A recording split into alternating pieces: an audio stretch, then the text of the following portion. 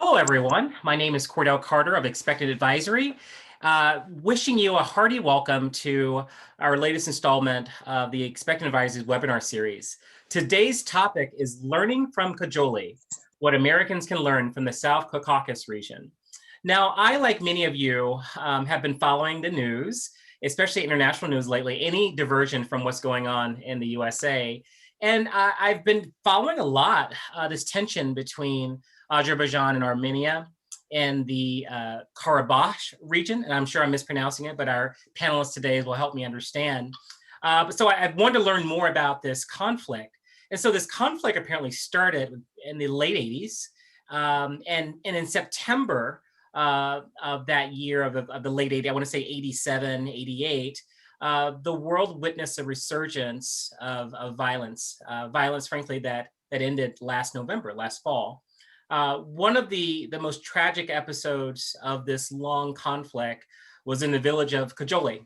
In 1992, more than 600 Azerbaijani citizens were killed, and they're memorialized now in what's known as the Massacre of Khojaly. And we're going to get into that and other issues here. But it should be noted that the ceasefire between Azerbaijan and Armenia was signed, and it signaled an end to the formal conflict, but there are still issues that are unresolved, frankly, between those two countries and the region. Broadly, the South Caucasus region is called Transcaucasia, and it's a fascinating place. To picture better where it is exactly, let me remind you that this region is composed of Georgia, Armenia, and Azerbaijan, ancient countries that have been around for thousands of years as cultures, as languages, and as very proud people. It is one of the most ethnically diverse and pluralistic regions in the world, as 5 religions coexist in Azerbaijan. Finally, it's a region rich in resources, natural resources, oil, natural gas, petroleum, iron ore, and precious metals that are in a lot of the products that we hold. In fact, some of you are probably holding a cell phone whose component parts may have come from this region. Because of these resources, the region has been of great geopolitical importance for the last 100 years. In fact, interesting note of history, one of Hitler's objectives was to access Baku. He wanted their natural resources to shore up his regime. So we're going to dig into what happened in Khojaly. We're going to figure out what makes this region so important. And to do that, we have an amazing panel today. Firstly, we have Rachel Avraham. She's the editor of the Economic Peace Center, and she's a political analyst at the Sadafi Center for International Diplomacy, Research, Public Relations, and Human Rights, and a contributing writer at Save the West, and the Israeli correspondent for the JCA newspaper in Canada. She is a native of the United States of America, but currently lives in Jerusalem. I'm sorry, the name of your city again. Netanya. Netanya. Thank you. Secondly, we have Mr. Hamdi Rifai. He's a foreign policy analyst and a rule of law advisor to many. In addition to being a lawyer, Mr. Rifai is an analyst with vast knowledge of the region we're about to discuss. And lastly, but not least, we have Dr. Adika Iqbal. She is a traffic engineer with the U.S. company ACOM. They're based out of Raleigh-Durham, holding a PhD from Clemson University. She's also active in the Azerbaijani youth diaspora here in the United States. I just learned from her today that there are 500,000 Azerbaijanis living in the United States of America. So before we get into the topic, if each of you all, starting with Dr. Iqbal, if you could just talk a little about yourself, a brief leadership story, literally a minute or two, and then your interest or connection to the region. Dr. Iqbal? Thank you, Cordell, for the introduction. Again, my name is Adika Iqbal, and I am an engineer living in Raleigh, North Carolina, and I moved to United States in 2013 for my studies, and then I got the opportunity and I did my PhD, and at the moment I am working at a private sector. And in terms of the Khojaly, do you want me to mention about the region as well, or? Absolutely. I mean, we'll get into it, but actually, if you could just talk about your connection to Khojaly. So I am from Azerbaijan. As I said, I was born in Sheki, Azerbaijan, which is north of Azerbaijan.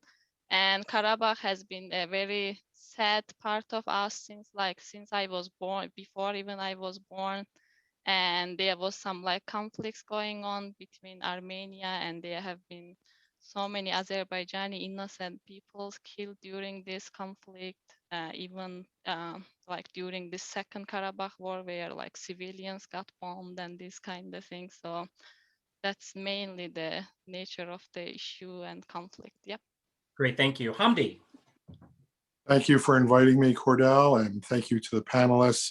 Just a small correction from your introduction, though. I'm a government relations foreign policy analyst. I no longer practice law. I practiced law as a trial attorney for approximately 20 years, but now I am specialized in politics and foreign policy analysis. My interest in Azerbaijan has gone back many years. As a college student, that's when the main events, 1987 and through 1992 were occurring. So I was following the events very closely. But really my interest in Azerbaijan is from a geopolitical interest in terms of analysis and the importance of Azerbaijan to the Caucasus and Eurasia generally, but also coming from the Armenian issue.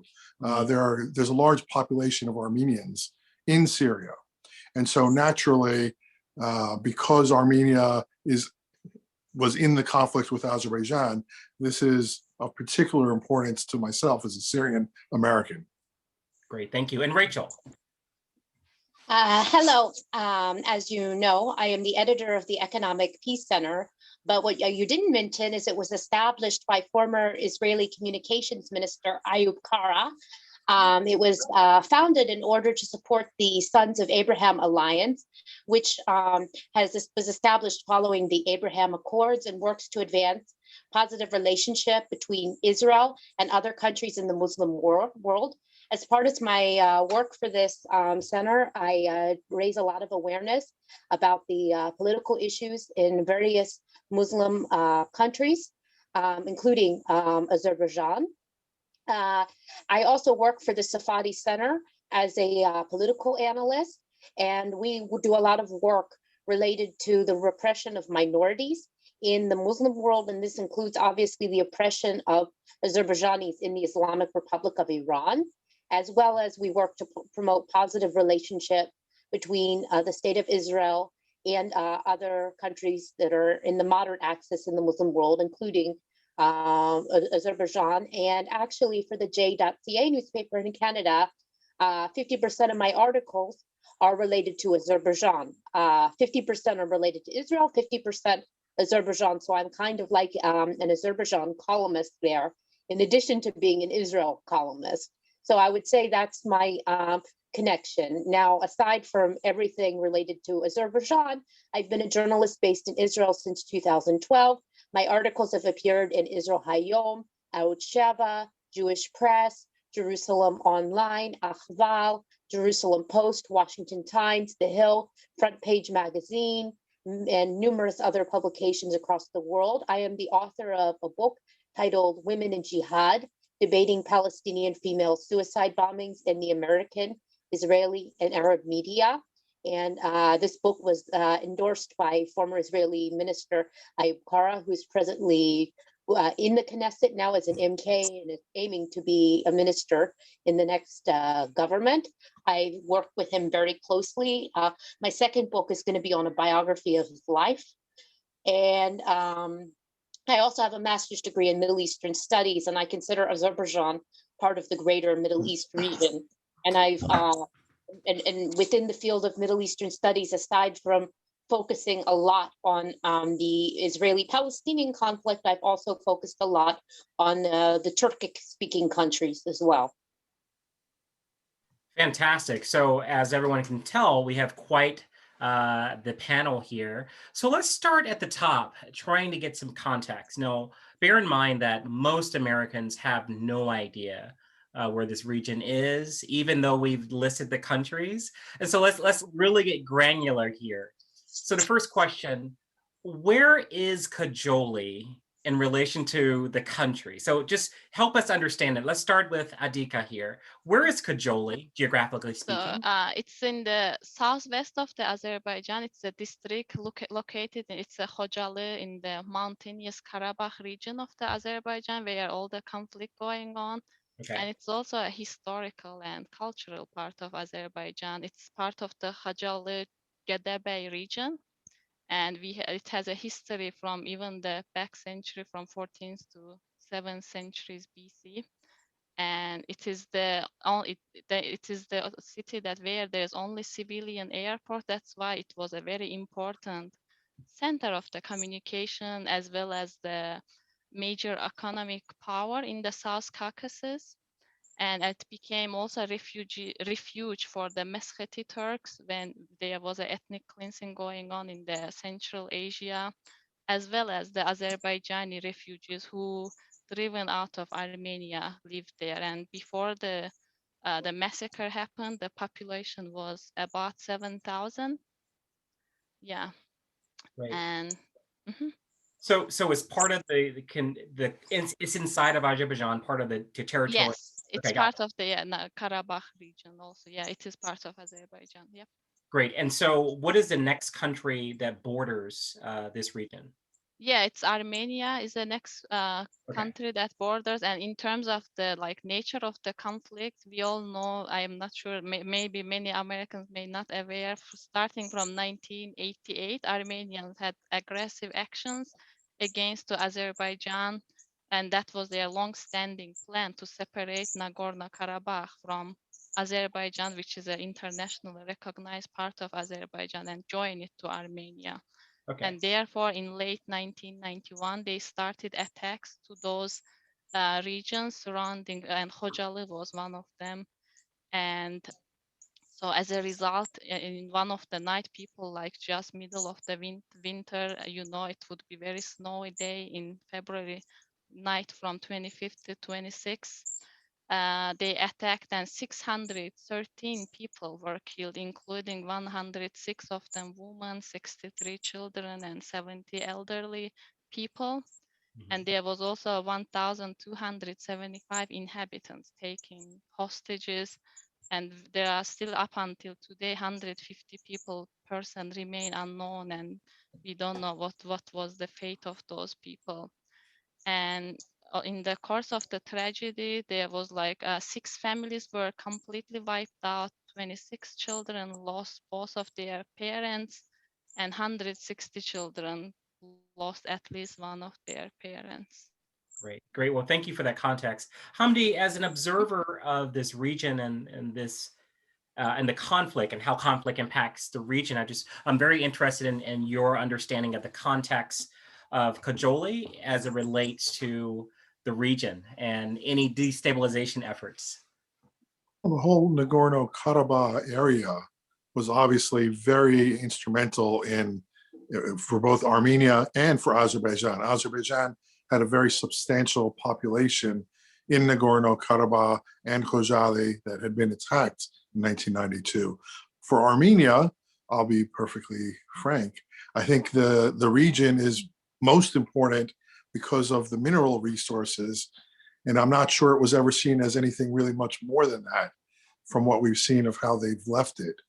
Khojaly has become a stain on Armenia's history because within a very short time, obviously they massacred, in excess of 600 people there.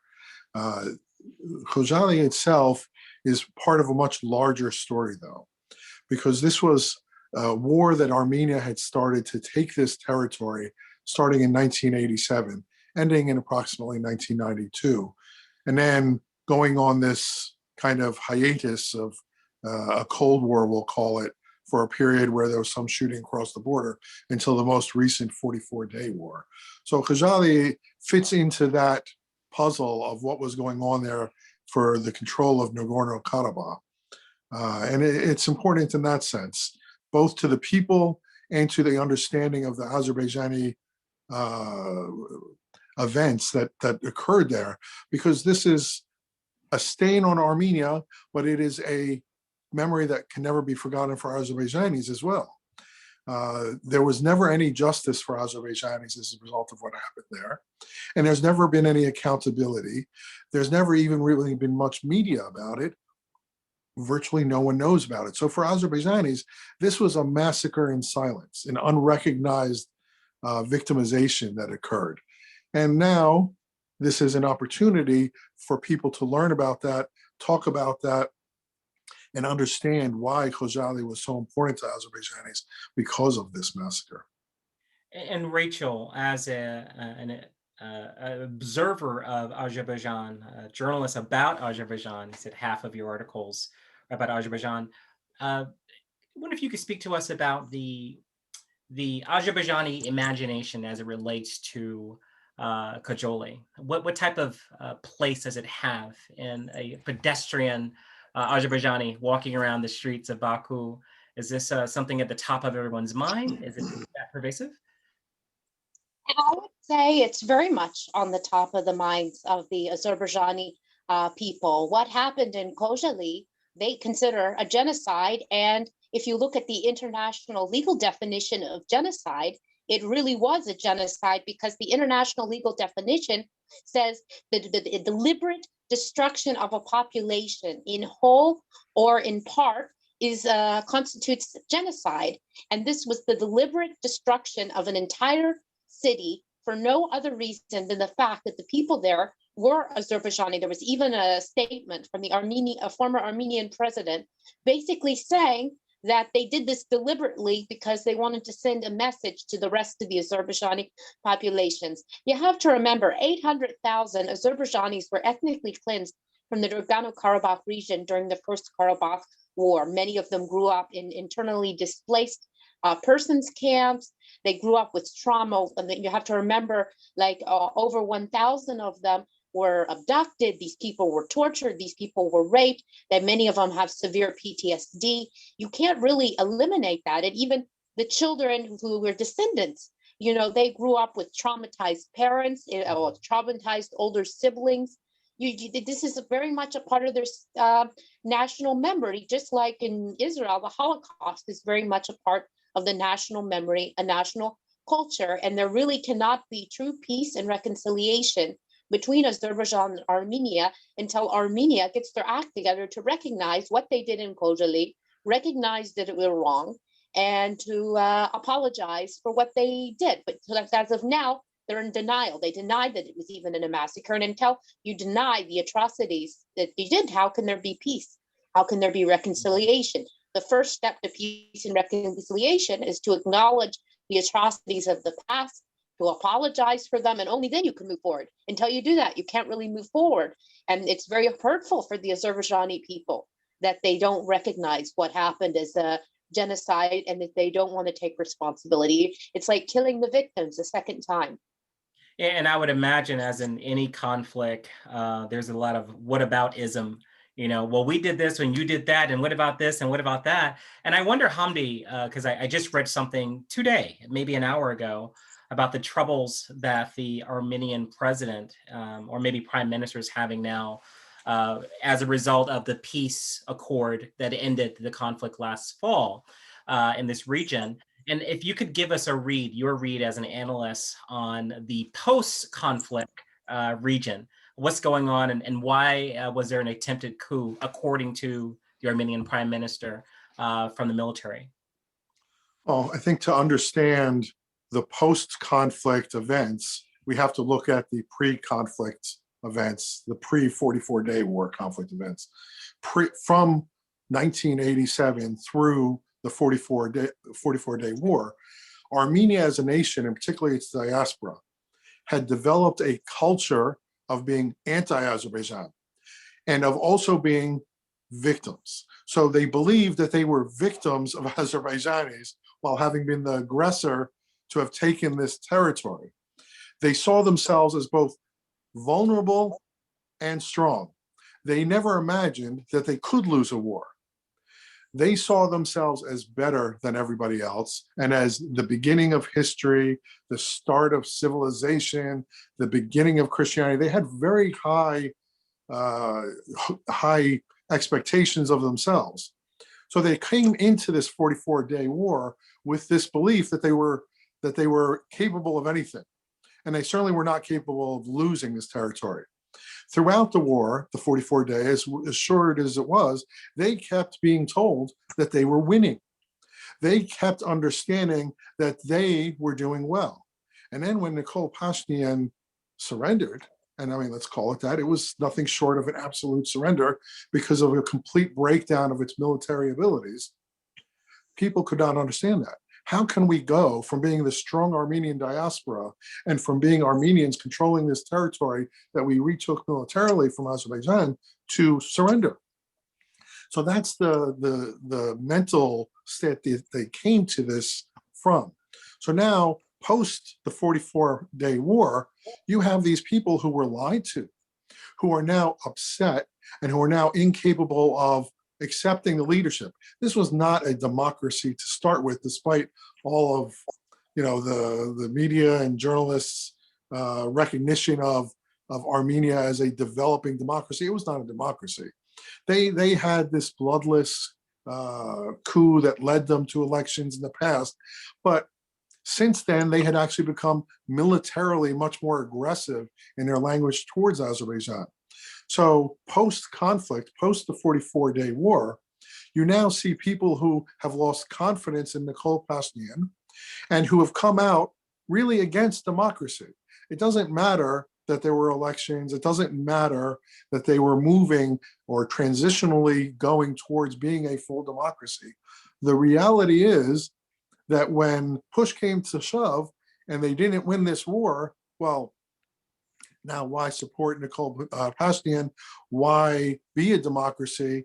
What they really want is they want that idea that they are the strong ones. They cannot accept now that they've lost this territory. Just as they can't accept that they ethnically cleansed Azerbaijanis from this territory in order to get it, just as they can't accept many of the other realities that we've seen of scorched earth, leaving behind a scorched earth in many of these cities in Nagorno-Karabakh. So, did I lose you? Just the video, just for a second. Yes. Okay. So now post-conflict, the idea that they were a transitional democracy, I think, is over, because just as we saw within a day or two of the surrender agreement that people had sieged their parliament, now we see that there is a coup to undermine Nikol Pashinyan.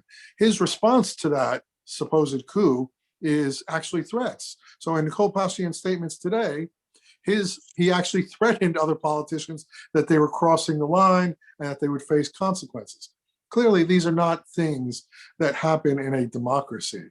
So I think any idea that Armenia was transitioning or moving towards democracy, I think we should just cast aside at this point. If anything, at this point, what we see is that Azerbaijan is moving forward with a real future, rebuilding Nagorno-Karabakh, creating a future for those people that had been ethnically cleansed, trying to rebuild the infrastructure, trying to bring those people, the refugees, back into Nagorno-Karabakh. So Azerbaijan is moving in a positive direction, while Armenia is really regressing back to just being nothing more than a Russian statelet. And I mean, I think the idea that it was ever anything more than just a Russian statelet is a little bit naive. Russia has a military base there. Russia controls its borders. It really is just a puppet state of Russia. And now it's very clear that it will continue to be that way. Okay, we're going to return to that last sentiment you expressed, but that the one issue that you mentioned, that this blow to the national ego of Armenia, the other side of that is elation of national ego in Azerbaijan. And I wonder, Adika, if you could speak to what's going through your mind as a member of the diaspora, as a person with family back in Azerbaijan, as you're seeing international news about the conflict last fall, and then coming out on the other side of that conflict in a much different position than you started.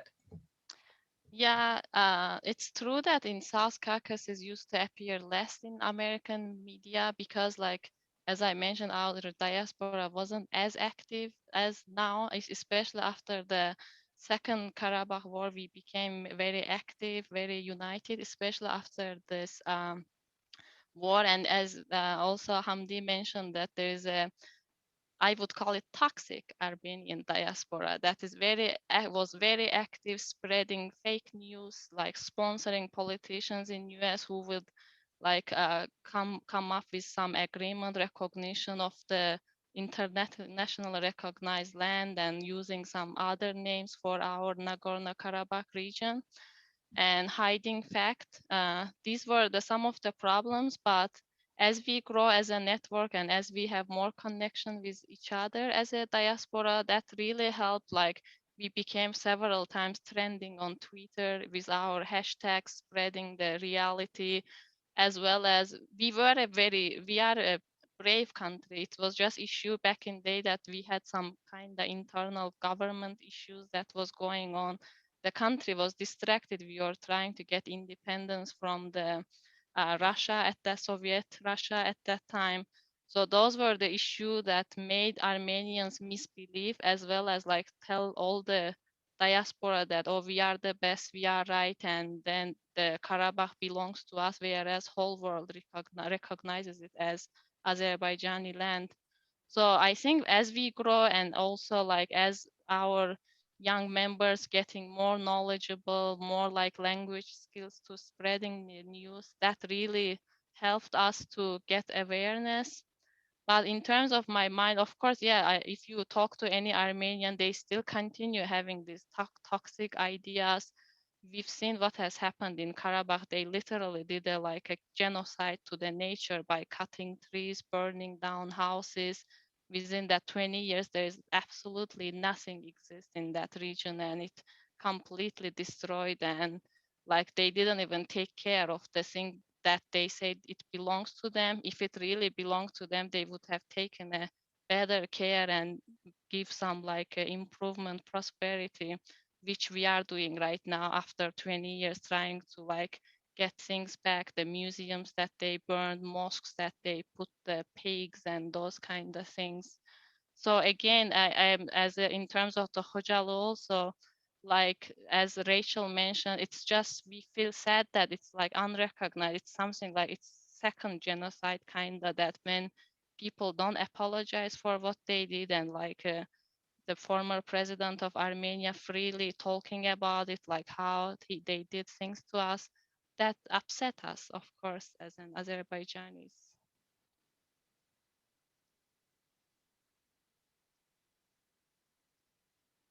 My apologies. I'm due to do that at least once, given our Zoom existence. How has Rachel? How has the press coverage, I guess, from your perspective as not only a journalist but reading products of other journalists, shifted from, say, fall of 2020 to present? I would say that in Israel, most of the media outlets are very pro-Azerbaijan. We consider Azerbaijan to be a strategic ally and partner of the state of Israel, a moderate country, a secular country, a country that supports multiculturalism, religious pluralism. And we very much support Azerbaijan here. They're our strategic partner, they're our trade partner. We get 40% of our oil needs met via Azerbaijan.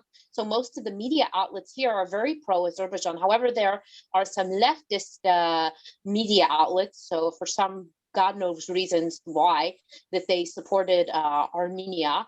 I don't know why. We've never had a very positive relationship with Armenia historically, going back to the Ottoman days.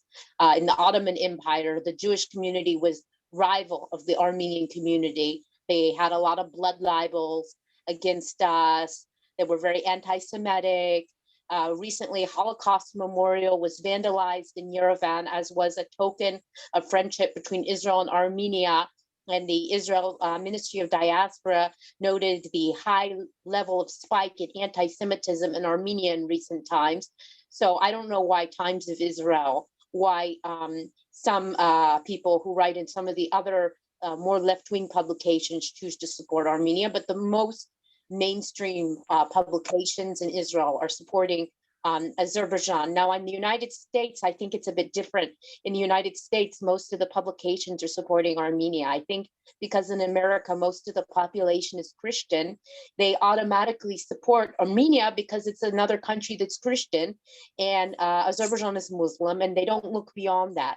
However, it's very important to keep in mind that Azerbaijan is not just any Muslim country. This is a country that is a strategic ally of the United States, that has helped the United States in the war against terrorism in Afghanistan, in Iraq.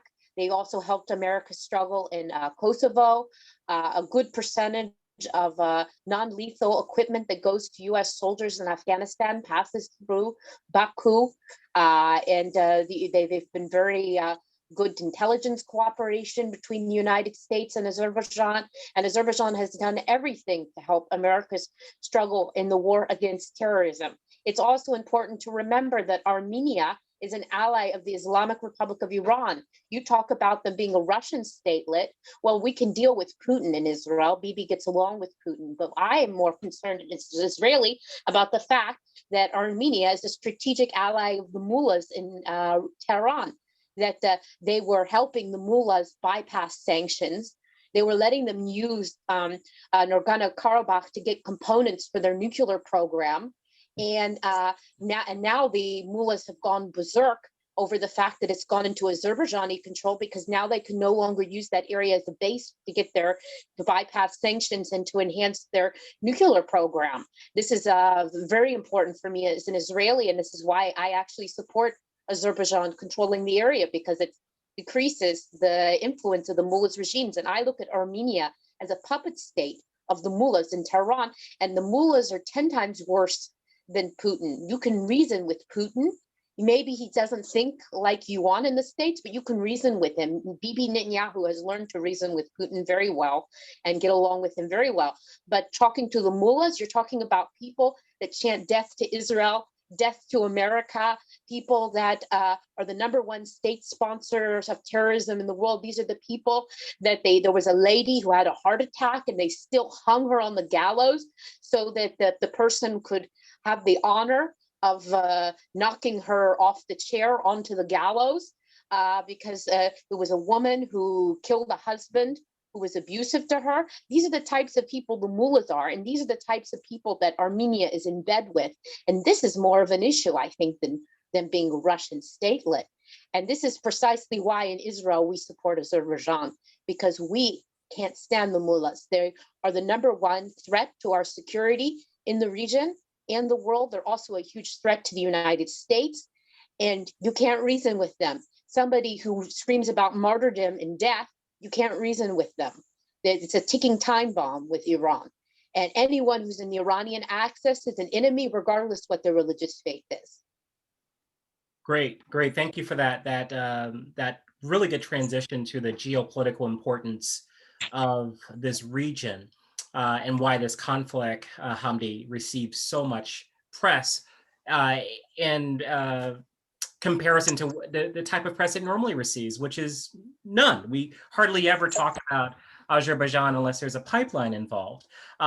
You said Russian statelet, and I know from press reports that there were regional superpowers involved in this conflict. So for this American audience, if you could just speak to the geopolitical nature, the states involved, the nation states involved, and why Americans should be interested and or concerned about the situation in this region. Well, I think that Hamdi. Oh, not bad. I think it's rather clear that Azerbaijan is positioned geographically in a very important place, being on the Caspian Sea between Russia, Iran, Turkey. So geographically, it's extremely important. In terms of its natural resources, as you've mentioned, the oil, the minerals, other things of that nature, it's extremely important.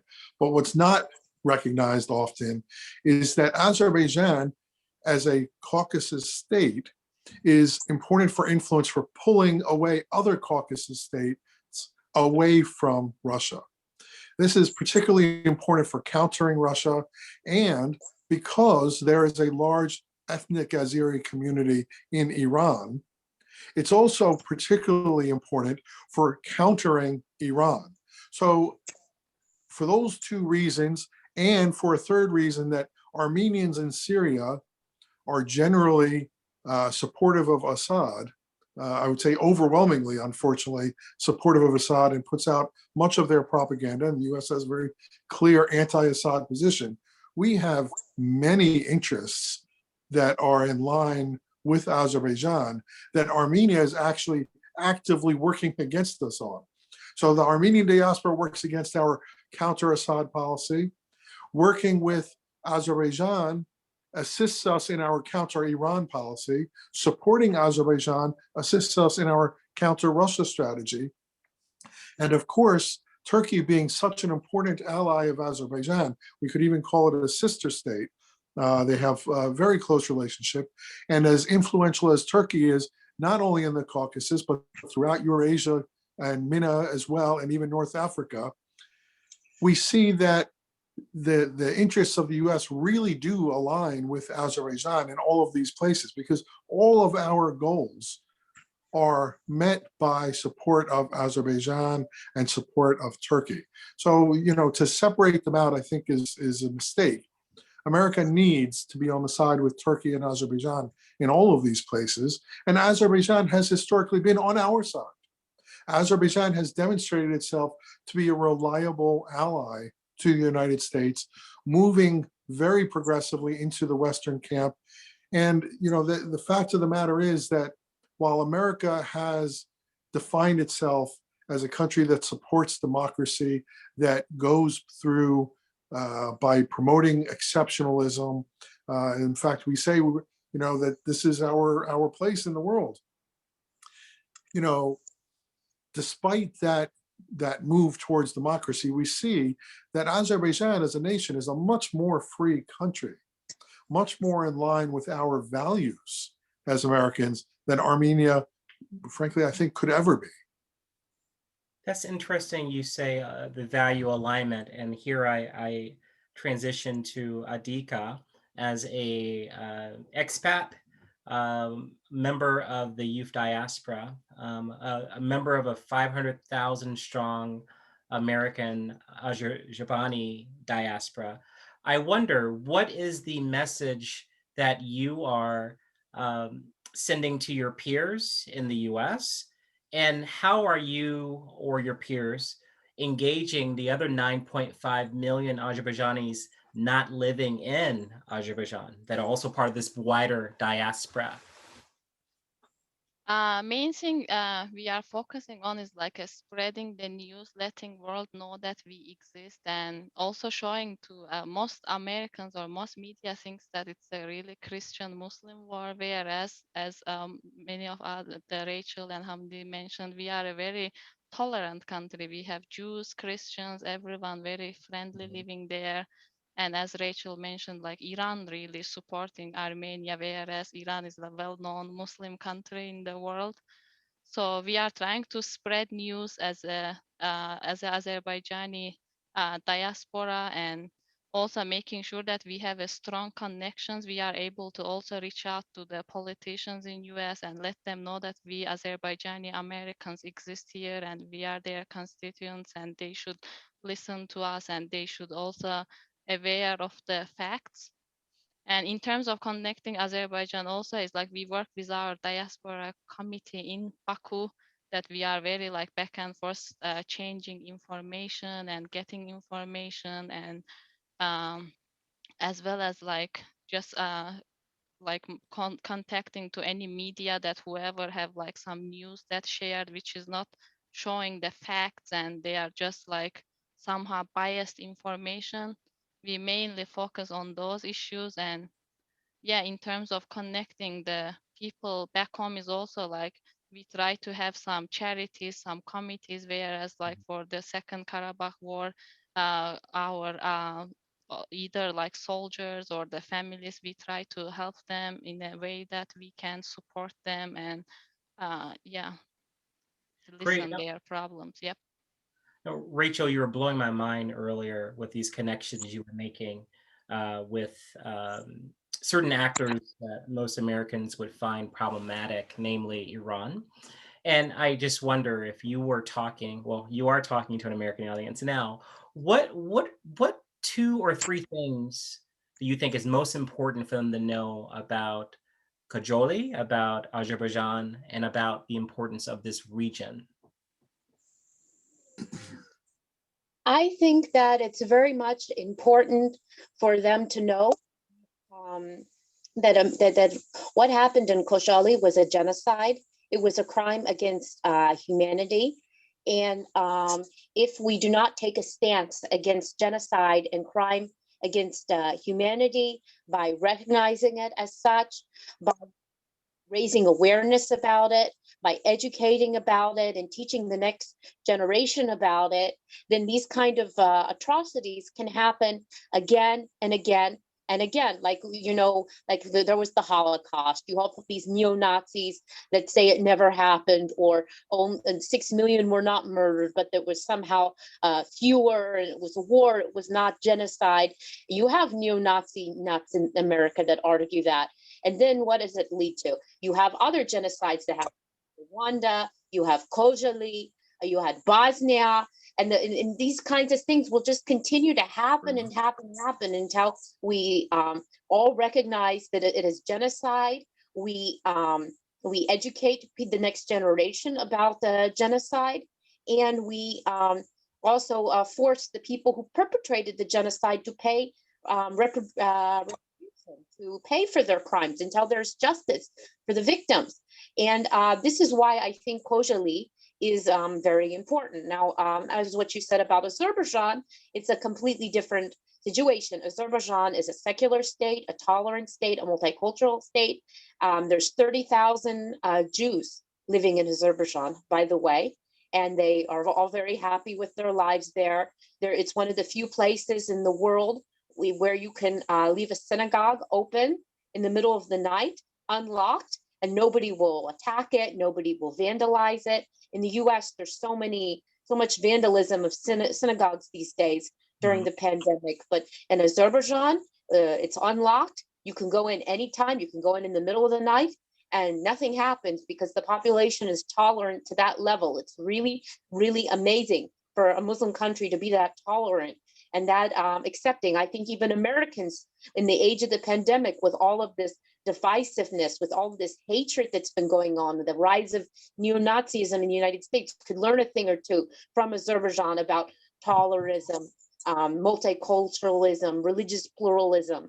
And I think because of these assets, that Azerbaijan has a lot to offer the Muslim world and the greater world in general as a model of what a country should be, how they should treat minorities, how they should treat women. I think Azerbaijan can serve as a light unto the nations, very much similar like Israel, and that this is why we should support Azerbaijan, because if you're not supporting Azerbaijan, the light unto the nations, then you're supporting the proxy of the mullahs in Tehran.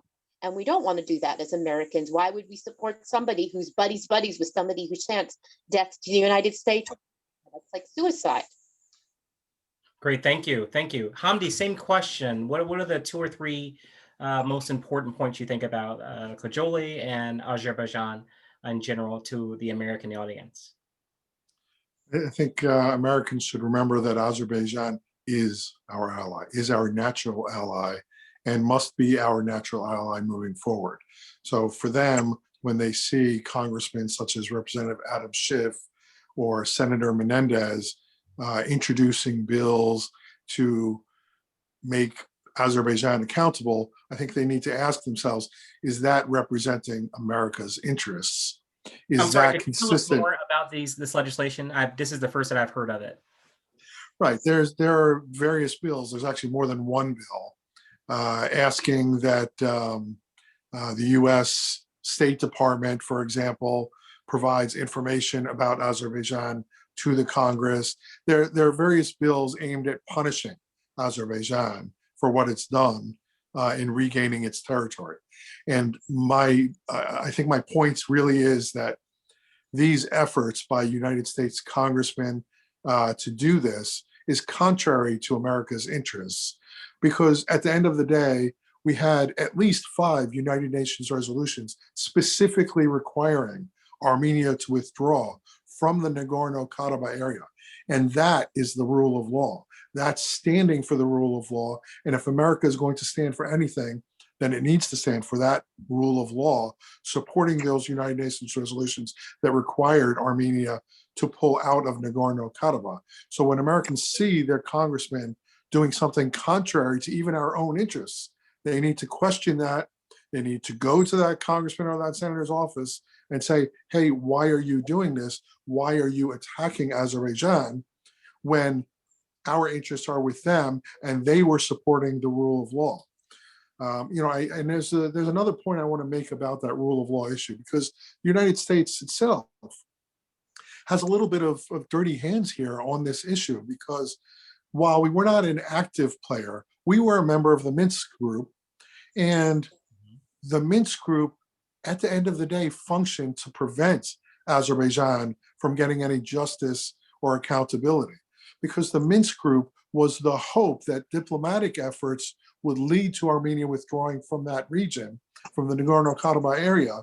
And in fact, Armenia never engaged in good faith and misused that. It used diplomacy and peace, not for the purposes of peace, but for the purposes of preventing those refugees from resettling in the areas they were ethnically cleansed from. We allowed that to go on for 30 years, and not a single person really voiced any kind of concern about it. We just kept pushing, this is our policy, this is how it's going to be. Diplomacy works. Diplomacy didn't work. It was 30 years of a nightmare for those people that were refugees. So the fact that we went along with that, I think that needs to be recognized today. It needs to be understood. And I think that if anything in Congress, they should be having hearings to see what happened there. Why didn't diplomacy work? What was the US's role? Not punishing Azerbaijan. Unfortunately, what we really have learned from Azerbaijan is that sometimes there is a military solution and there has to be a military solution, because after 30 years, even justice and accountability is not true justice and accountability. Those refugees lived the way they lived for 30 years. It affected those children's futures. It affected their ability to get an education. It affected the livelihoods of their parents. And there will be ramifications for that going for another 30, 60, 100 years. So, while we say, okay, diplomacy is important, peace is important, we have to remember that our own involvement in preventing Azerbaijan from resettling those refugees for 30 years is not without, it was innocent. We had a role there. And I think the other important thing for Americans to recognize is that Azerbaijan has only existed as an independent nation for a short period when it got its freedom from Russia. Our expectations of where it would be today cannot be the same as our expectations for ourselves as where we are after 240 years. I'm going to say this in complete frankness. Growing up as an American in this country, in New Jersey, in 1978, I was but a child. Only a half mile away from my home, I lived in an affluent white community in New Jersey. There were shanty towns where only blacks lived, that were unseen by white people. That's the face of America only 40 years ago. Mm-hmm. That was only 40 years ago. Today, we still struggle with all sorts of injustices that have occurred towards Black Americans, immigrants, Asian Americans, and otherwise. We can't always be in judgment of others without accepting their progress. And Azerbaijan, in a very short period, has made substantial progress at bringing prosperity, success, education, and a future to its citizens. Great, thank you, thank you. Adika, I have a slightly different question for you as we end this very informative webinar. What is your greatest hope for U.S.-Azerbaijani relations going forward? As a last thing, I want, first of all, America and Americans know the fact that they need to know who committed to Khojaly massacre are still free, and one of them is like a former president of the Armenia, and there is also several states and still not recognizing this as a massacre, or actually it is a genocide, this tragedy, despite Azerbaijan providing all the photos, media, videos from international reporters who has been there at the time of the Khojaly genocide. And lastly, I also want justice for Khojaly. I want America to hold the committers, America or whoever, whole world, to hold committers of those to this massacre who are responsible for these crimes accountable.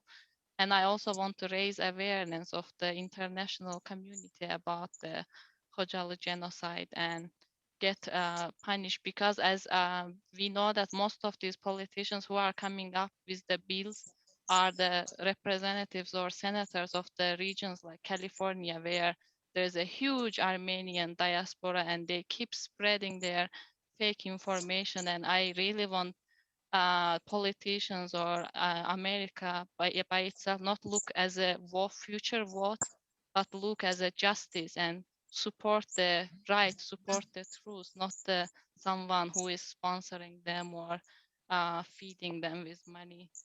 Yeah, that's the last thing that I wanted from the Great. America and from all Americans. Thank you. Thank you. So if and this question is to all of you all, if the audience wants to refer to publications that have more information about Azerbaijan, where should we be looking? Perhaps you can take that one first, Rachel. Which publications? Well, I just finished a wonderful book. It's called Khojaly, A Crime Against Humanity by Rabbi Israel Baruch. It's an amazing book that talks about the rabbi talking about growing up in the background of the Holocaust, in the shadow of the Holocaust, and why from that perspective, it's very much important to raise awareness about the Khojaly genocide. It discussed the nations that recognize it as genocide, including Israel's president, Reuven Rivlin. It gives testimony of survivors. It talks about international law and how it's relevant to the Khojaly genocide. It's a very important book, and it doesn't take so much time to read. I would start with that. I don't get my information from the American media. I like to get my sources from journalistic sources. But if you're not a journalist and you don't have access to them, at least get good scholarly academic books to learn about Khojaly. Don't go to the American media. A lot of them have been bought off by the Armenian lobby, or at least they give that impression in their current coverage. Hamdi, any suggestions for sources of it, more information? Well, I mean, New Lines Magazine has been a good source, and I've seen that they've written very fair articles about Azerbaijan. I'm going to have to disagree a little bit with my co-panelist. I personally believe in mainstream media quite a bit. I think as many mistakes as they might make on occasion, they're generally reliable. There's always going to be a slant. There's always going to be things that we disagree with. But let's be frank, in 1987 to 1992, where was I getting my information from? The New York Times about Azerbaijan. They were the only ones covering it, and they wrote reliably about it, and they wrote about all of the massacres, and their opinion pieces were fair, and they gave real coverage. If we go back now to the New York Times, we'll see that the only real coverage of Azerbaijan, what was going on, was the New York Times. Today, the Washington Post has provided very accurate coverage. I don't agree with everything I see there, but as a whole, these reliable sources like the Washington Post and the New York Times are the place where you can get accurate information. And of course, there are other sources as well. But it's a little bit of a mixed bag, and you can't always be sure of what you're getting. So I'd like to recommend sticking to the mainstream sources as much as possible. Great. Adika, any addition to that? I would also like to add the justiceforkhojaly.org. It's the official website that we have, and there is a resources tab in that website where you can find all kind of like facts and all the books and all the news media that it's been collected in that website. So anyone who is interested, please just go to justiceforkhojaly.org, and there's all kind of information that you can find, which are the truths. There is no like any fake information there. Great. Well, on behalf of Expectant Advisory, I thank you all so much for this very informative webinar. I've learned a lot. Now I have to go and do some reading. That question wasn't for the audience, it was mostly for me. Ladies and gentlemen, thank you for joining us today. Join us next time where we'll cover a different region and a different diasporic community. Thank you. This is Cordell signing off. Thank you, Cordell. Thank you. Thank you.